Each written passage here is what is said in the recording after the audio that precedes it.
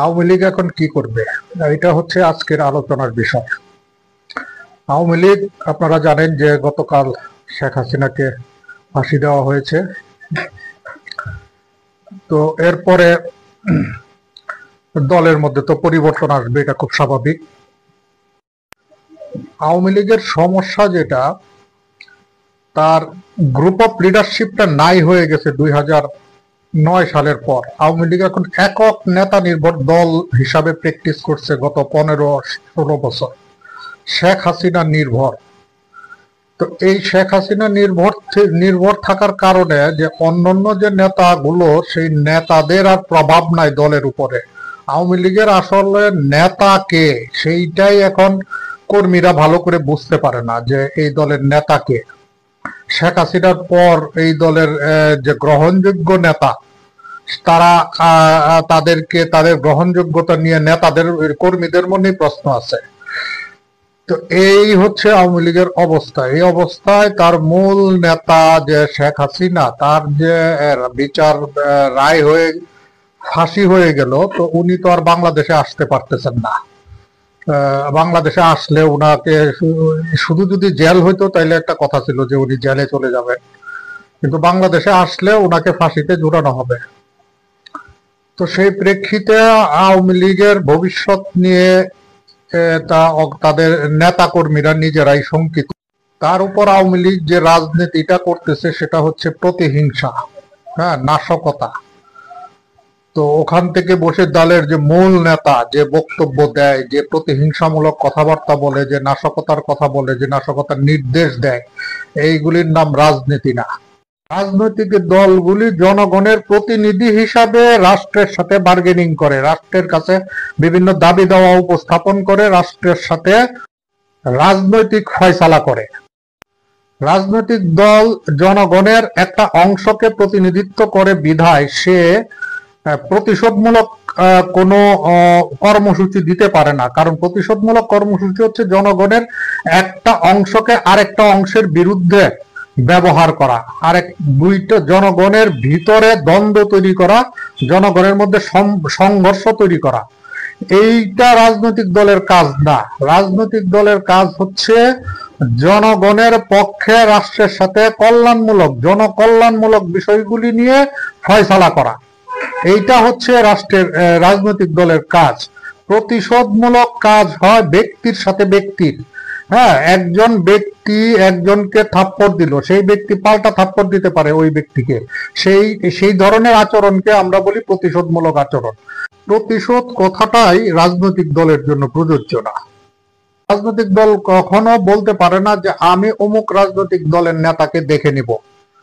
কারণ কোন নেতাই আপনার সে ব্যক্তি হিসাবে পরিচিত না। সে নেতা হচ্ছে রাজনৈতিক দলের একজন প্রতিনিধি হিসাবে সে নেতা। তো আবার রাজনৈতিক দল নিজে আবার জনগণের প্রতিনিধি। তো এখানে পুরাটাই হচ্ছে প্রতিনিধিত্বমূলক। আর প্রতিনিধিত্বমূলক কোন ব্যক্তি, যে ব্যক্তি প্রতিনিধি, সেই ব্যক্তির মুখ থেকে কখনো প্রতিশোধমূলক প্রতিহিংসামূলক কথা বের হতে পারে না। এটা হচ্ছে অরাজনৈতিক। অরাজনৈতিক কথা, অরাজনৈতিক আচরণ, অরাজনৈতিক বক্তব্য, এর সাথে জনগণের রাজনীতির কোনো সম্পর্ক নেই। এইটা হচ্ছে মূল কথা।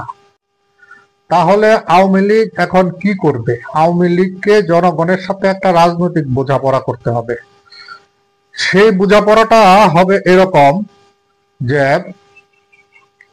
আওয়ামী লীগ রাষ্ট্র পরিচালনার জন্য প্রতিনিধি নিয়োগ করছে। প্রধানমন্ত্রী হচ্ছে আওয়ামী লীগের একজন প্রতিনিধি হিসাবে রাষ্ট্র পরিচালনা করছে।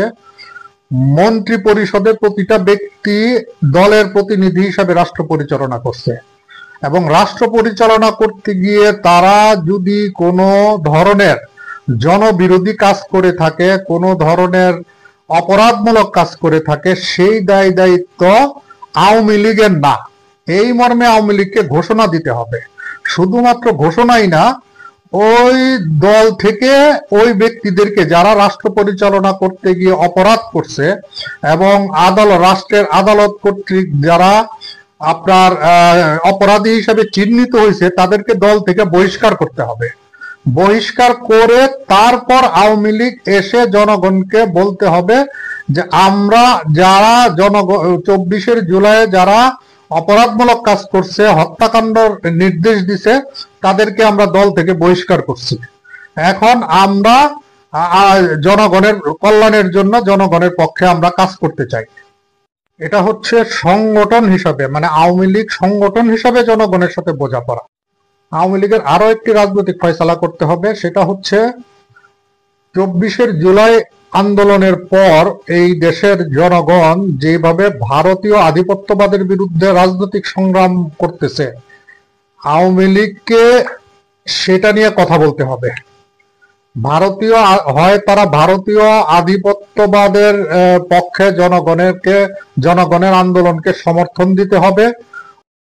আর যদি তারা ভারতীয় স্বার্থ রক্ষাকারী একটি রাজনৈতিক দল হিসাবে নিজেদেরকে পরিচিতি করাতে চায়, তাহলে এই মুহূর্তে তারা বাংলাদেশের রাজনীতিতে অনুপ্রবেশ করতে পারবে না।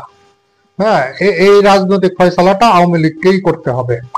তো আওয়ামী লীগের রাজনৈতিক ফয়সালা এবং সাংগঠনিক ফয়সালা না করে আওয়ামী লীগ রাজনীতিতে ব্যাক করতে পারবে না। আওয়ামী লীগের যে পারিবারিক নেতৃত্ব, শেখ পরিবারের নেতৃত্ব, এই নেতৃত্বে দিয়ে আওয়ামী লীগ অদূর ভবিষ্যতে রাজনীতিতে কামব্যাক করার কোনো সম্ভাবনা নাই।